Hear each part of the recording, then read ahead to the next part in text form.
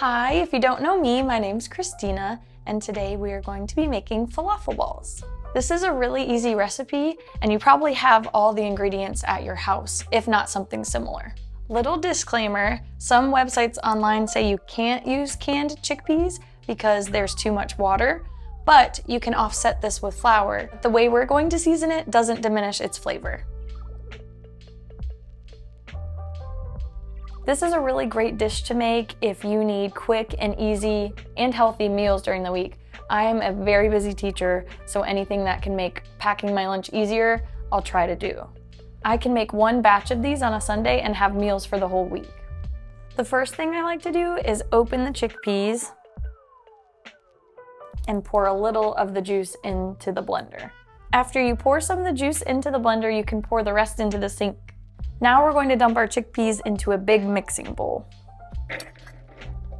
Now that we have the chickpeas in the mixing bowl, we're going to set it to the side and make what's called our wet sauce. This is going to give us a ton of flavor, and it's going to blend all of our ingredients together so there's not any unwanted chunks. First, we're going to put 2 tablespoons of garlic in, but as always, measure with your heart. I like to use a little bit of curry paste. It's sticky and it adds some good flavor, but you don't have to use this. Next, we're gonna add a ton of seasonings, but it's really up to you what you like. We have some savory and we have some spicy. We're gonna use onion powder, but you can always chop up a raw onion. And we're gonna use a good amount of parsley. It doesn't add any flavor, but it makes the food look really pretty at the end. We're gonna use poultry seasoning, but feel free to use any blend of spices that you have in your kitchen. And as always, measure with your heart. These can be really spicy, but if you put them in the blender, it evens out the heat. Now that we have all of our spices together, we're going to blend them. You'll want to pulse the blender, shake it up, and then put it back on. Once we blend it up, I like to add a little feta to act as a thickening agent and flavor.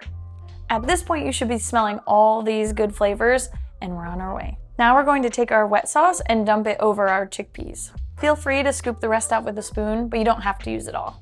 This next part you can do by hand, but I found using some type of masher is much easier.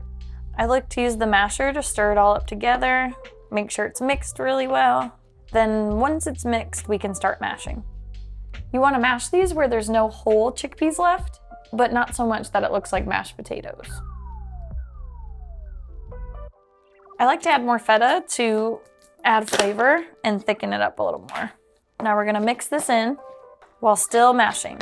This looks really good, but I think it could use some more color, so I'm gonna add a little more parsley. This next part's really important. We're gonna use some baking powder to fluff up our falafel balls so they're not so dense. You can just do a light sprinkle over top. Now we're gonna mix that together. Our final ingredient is gonna be flour.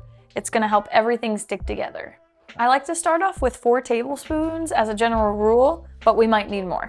Take 1 spoonful at a time and then mix it in. Now that the mashing is done, it might be easier to use your hands to mix the chickpeas. As you're mixing, you want to make sure there's no excess flour on the side of the bowl.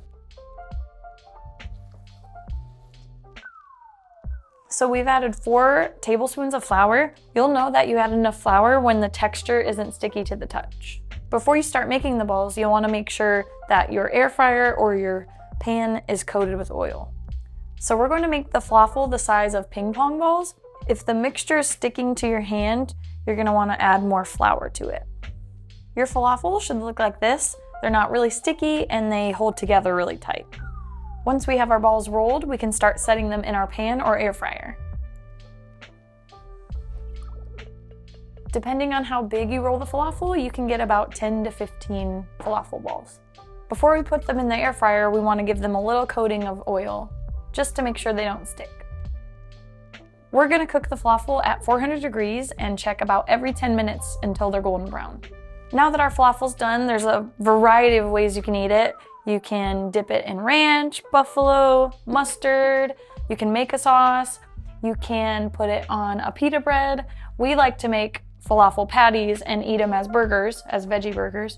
Or you can just eat them by themselves. Thank you guys for watching. I hope this video was instructional. Don't forget that falafel is a very healthy meal and it's also really versatile. Hope you guys enjoyed this video. Thanks for joining me.